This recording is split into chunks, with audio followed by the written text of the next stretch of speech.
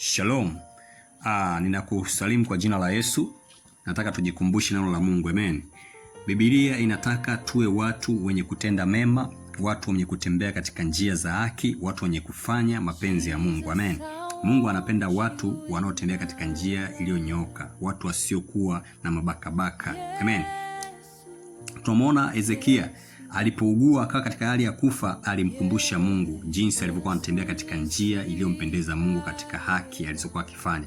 Mungu naye akamkumbuka, akamponya Hezekia, akamuongeza tena miaka mingine ya kuishi. Kwa kuna faida pale tunapotenda wema mbele za Mungu. Kuna faida tunapokuwa ni watu wa haki. Kuna faida tunapokuwa ni watu tunaoifanya kazi ya Mungu pasipo kusukumwa, pasipo kushurutishwa na mtu yoyote. Ni lazima ndugu zangu tupende kutenda mapenzi ya Mungu, kufanya mambo ya Mungu na kuifanya kazi ya Mungu, ili pale tunapofika katika hali ngumu, basi Mungu awe rahisi kutuokoa kwa sababu ya ukumbusho wa matendo yetu. Amen.